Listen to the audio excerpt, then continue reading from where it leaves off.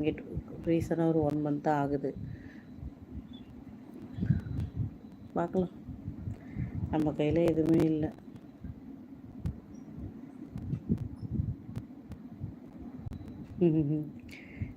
கரெக்டாக சம்பளத்தை பற்றி பேச மாட்டேன்.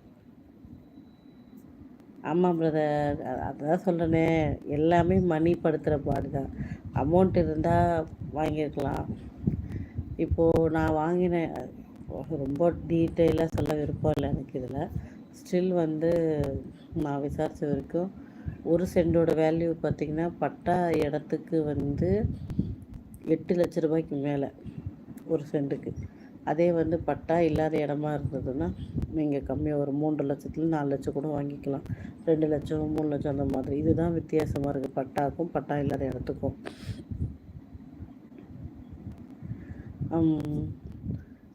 அதே மாதிரி மந்த்லி செலவா நான் கொஞ்சம் சிக்கனமாக தான் இருப்பேன். ஸோ ரொம்ப செலவு பண்ண மாட்டேன். என்னால் எவ்வளோ முடியுமோ அவ்வளோ சிக்கனமாக பண்ணுவேன். எப்படின்னா, எப்படி சொல்கிறதுன்னு எனக்கு தெரியல, ஆனால் சிக்கனமாக இருப்போம். இன்னொன்று, நானும் என்னோடய கணவர் மட்டும்தான் வீட்டில். எங்களுக்கு ஒரு 4 பப்பி வளர்க்குறோம். அவங்களுக்கு தனியாக, அது வேறு டிபார்ட்மெண்ட்டு. மற்றபடி என்னோடய கணவர் எது இருந்தாலும் அட்ஜஸ்ட் பண்ணிக்குவாங்க. ஸோ நாங்கள் 2 பேருமே அட்ஜஸ்ட் பண்ணி சாப்பிட்டுக்குவோம் எது இருந்தாலும்.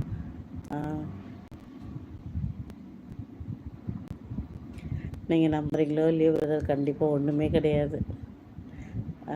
1க்கு 2 வண்டி வாங்கினேன் நான். ஏன்னா ஆக்சுவலாக எங்கள் வீட்டுக்காரர் வேலைக்கு போகாமல் இருந்து அவங்களுக்கு கொஞ்சம் பேக் பெயின் ரொம்ப ஹெவியாகிடுச்சு. ஸோ அதுக்கப்புறம் அவங்க வேலைக்கே போகிறதில்ல. கண்டினியூஸாகவே ஒரு 5 வருஷம் வச்சுக்கோங்களேன், அவங்க வேலைக்கே போகல. கம்ப்ளீட்டாக வேலைக்கு போகல. ஸோ இந்த 5 வருஷமாக நானே தான் மேனேஜ் பண்ணிகிட்ருக்கேன். இந்த 5 வருஷத்துக்கு முன்னாடி என்ன பண்ணிகிட்டு இருந்தார் அப்படின்னா, கான்ட்ராக்ட் எடுத்து வேலை பார்த்தாங்க. அது கொஞ்சம் ஒரு பெரிய லாஸ்லாம் வந்தது. கொஞ்சம் பெரிய அப்படியே போயிடுச்சு. போனதை பற்றி பேசக்கூடாது இல்லையா? ஸோ அப்படியே போயிடுச்சு. அதுக்கப்புறம் ஹெல்த் இஷ்யூ ஸ்டார்ட் ஆகிடுச்சு. ஸோ அவங்களுக்கு பேக் பெயினால் இவங்க எதுவும் பண்ண முடியல. சரி, ஓகே, பரவாயில்ல, 2 பேர் யாரோ ஒருத்தர் சமாளித்து தானே ஆகணும் அப்படின்ட்டு நானே சமாளிக்க ஆரம்பிச்சிட்டேன்.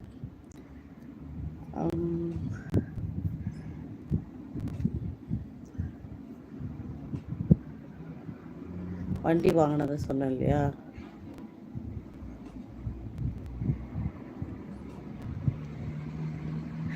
என்ன பிரபு?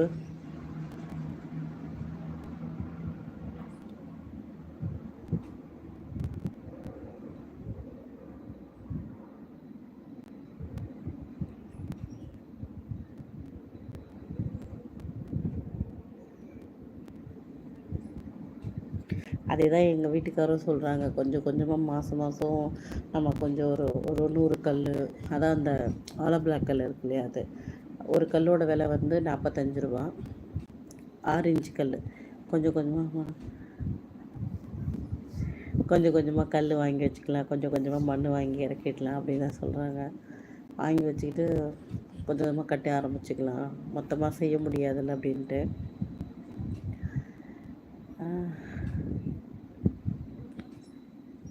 அப்படிங்களா? நாங்கள் எல்லாருமே ஆலோ பிளாக் கல் தான் போட்டு வீடு கட்டுறாங்க எல்லாருமே. அப்புறம் இப்போ இன்னொரு கல் பேர்த்து சொன்னாங்களே, அது ஏதோ வாட்டர் ப்ரூஃப் கல்லா, ஏதோ ஒரு கல் ஒன்று சொன்னாங்க. ஒரு படம் பத்தாது பிரபு, நிறைய படமே எடுக்கலாம். அந்த மாதிரி கதை தான். என்ன பண்ணுறது அதுக்கு? நான் ஸ்ட்ராங் இருக்காதா? ஆனால் அதுதான் அங்கே எல்லோரும் கட்டுறாங்க. அதான் எனக்கு ஒன்றும் தெரில. ஆனால் நாங்களும் அதை தான் யோசித்து வச்சுருந்தோம், அந்த கல் ஓகேன்னுட்டு. அப்புறம் என் பிரச்சனை, வண்டி வாங்கினேன். ஃபஸ்ட்டு வண்டி வாங்கினோம், 3 வருஷம் கூட ஓட்டலை. அதுக்குள்ளே ஏஜிஎம்சி சொல்லிவிட்டு சரியில்லைன்ட்டு அதை போட்டுட்டு அதுக்கப்புறம் ஒரு வண்டி வாங்கினேன். வாங்கி லோனை அடைச்சி லோனு முடிஞ்சு மறு வருஷமே வண்டி கொடுக்குற மாதிரி ஆகிடுச்சு. 1.5 லட்ச ரூபாய்க்கு வாங்கினேன். இஎம்ஐ அது இது நிறைய ஆகிடுச்சு. லாக்டவுன் ப்ராப்ளம் அப்படி இப்படின்னு கடைசியில் திருப்பி நான் புது வண்டி போட்டேன். ஹாய் கொடி, வணக்கம். சாப்பிட்டேன் கொடி, நீ சாப்பிட்டியா? சென்னை பிரதர்.